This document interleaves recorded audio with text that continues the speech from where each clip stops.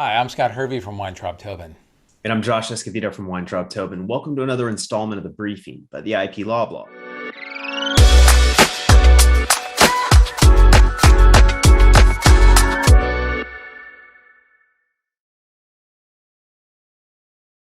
On September 28, 2021, the United States District Court for the Southern District of New York issued an opinion in the case of O'Neill versus Ratajkowski.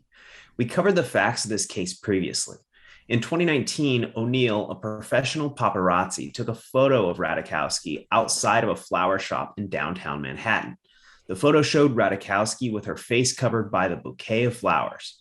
O'Neill subsequently registered his photograph with the United States Copyright Office. Shortly after O'Neill posted the photo online, Ratajkowski posted the photo on her own Instagram account.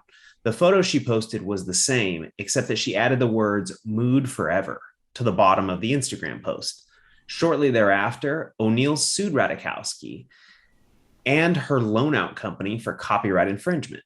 Ratajkowski moved for summary judgment on the grounds which included that Ratajkowski's reposting constituted fair use and that O'Neill could not show facts establishing the involvement of Ratajkowski's loan out company. O'Neill filed a cross motion for partial summary judgment on the elements of his infringement claim and on defendant's affirmative defense to liability. Scott, what did the court say about the dispute? Josh, I want to focus on the fair use part as I think that will have the greatest implications generally. So, as we all know, fair use is an affirmative defense to copyright infringement, and it seeks to balance copyright protections and the ability of other authors and artists and the rest of us to express ourselves by reference to the works of others.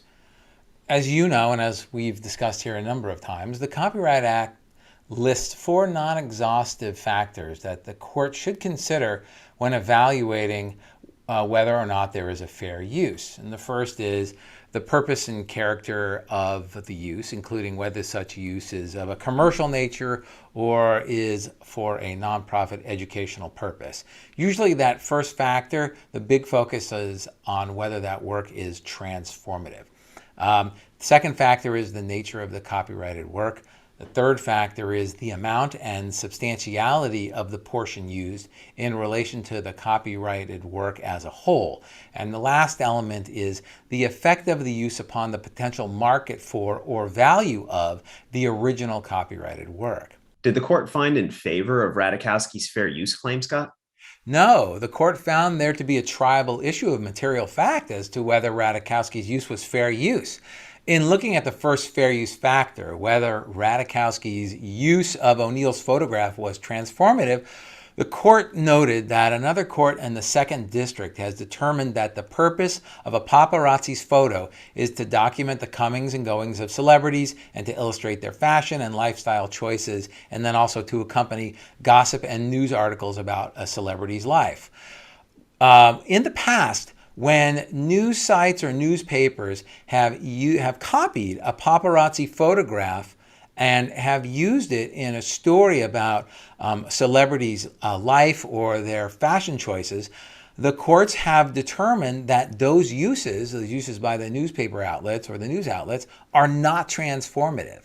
So here the court said that a reasonable observer could conclude that Ratajkowski's photograph, her posting, merely showcased her clothes and where she was at and what she was doing at the time, basically meeting the same purpose as the photograph that O'Neill took. On the other hand, the court said it is possible that a reasonable observer could also conclude that given the flowers covering Ratajkowski's face and the text that she added, "mood forever," could instead be conveying that Ratajkowski's mood forever was her attempt to hide from the encroaching eye of the paparazzi, thus being a commentary on O'Neill's photograph, therefore falling under fair use. But I have to ask, Josh, do you find this interesting in light of the Andy Warhol case, which we've discussed here recently? I mean, there the Second Circuit found that the Warhol painting, which was, as you know, a painting based on a photograph, was more akin to a derivative work as opposed to being transformative, because the Warhol piece represents the same material in a new form without adding anything new. Yeah, Scott, I mean, I think this is interesting, but to me, it seems consistent with with the Second Circuit's holding in the Warhol case. I mean, essentially, there, the Second Circuit acknowledged that the Yes Rasta case, Prince, was the high mark of fair use. But while acknowledging that it was bound by the Yes Rasta case and Prince, the court acknowledged that there was clarification that was needed. And what they said there was that new expression, new meaning, or a new message is central to a work to be deemed transformative. And of course, in the Warhol case, the court found that the work did not constitute a transformative use because it didn't comment on, relate back, or create some other original purpose other than that for which it was originally created. So the secondary work needs to be perceived as something that embodies an entirely different artistic purpose.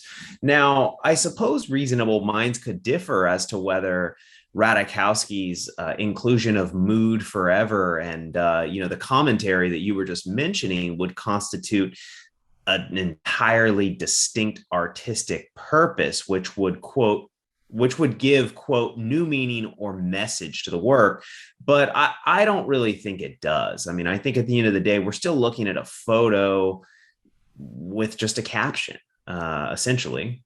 But I guess that begs the question then, why didn't the Second Circuit grant O'Neill's partial motion for summary judgment? I mean, apparently they were wrestling with the fact that, or at least to me it seems, the Second Circuit might have been wrestling with the fact that Ratajkowski's inclusion of the words "mood forever"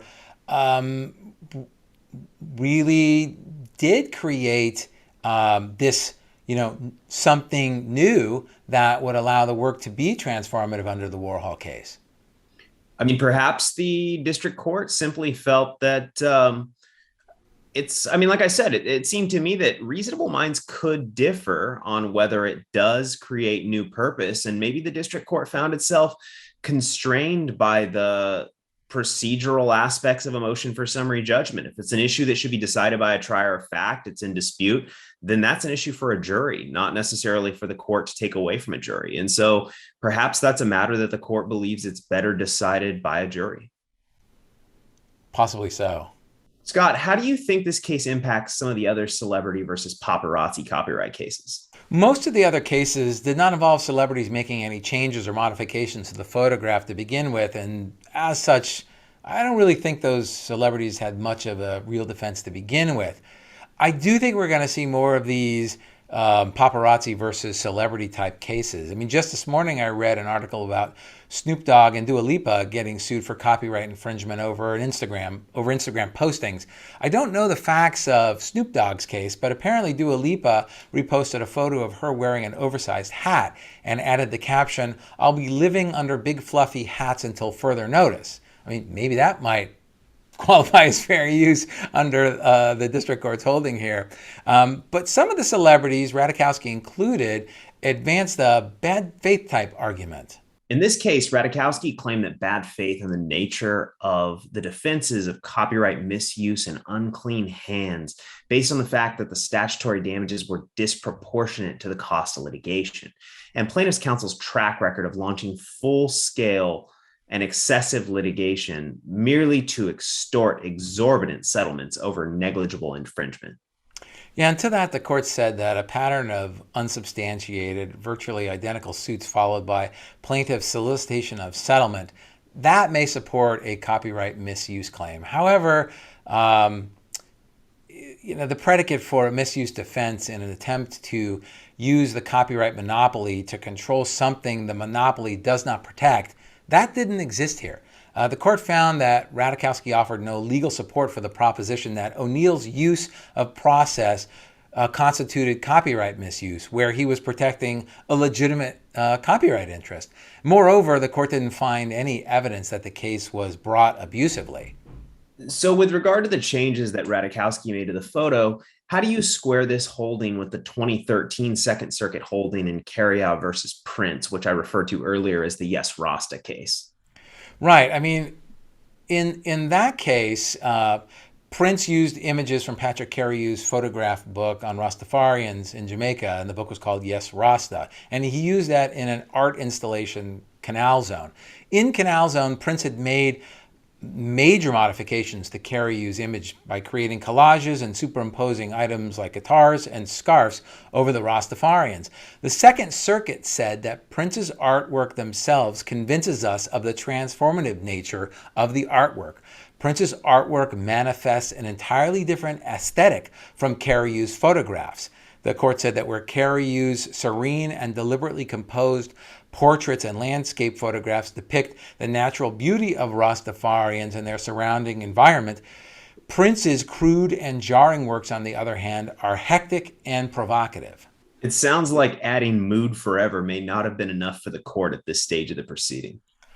Maybe not. I guess we'll have to wait and see what the jury finds. That this case is headed for a jury trial, what's your expected outcome? So if it doesn't settle, which I predict it probably will, my crystal ball says that if it goes to trial, the jury is probably not going to like a paparazzi, and they will like Emily Ratajkowski, and they will find in her favor. And then it will probably go up on appeal, or at least it would be interesting if it did go up on appeal. And then we would have the Second Circuit interpreting the facts of this case in light of Carey and the Warhol case. And I think we'd really get a little bit more clarity on what's in the middle between those two holdings. I think that's a good prediction, Scott. Thanks for sharing. All right. Thanks, Josh. Thanks for tuning in to another installment of The Briefing by the IP Law Blog. Be sure to subscribe to our YouTube channel and our podcast. And if you just can't get enough content, be sure to visit our blog at theiplawblog.com. Thank you.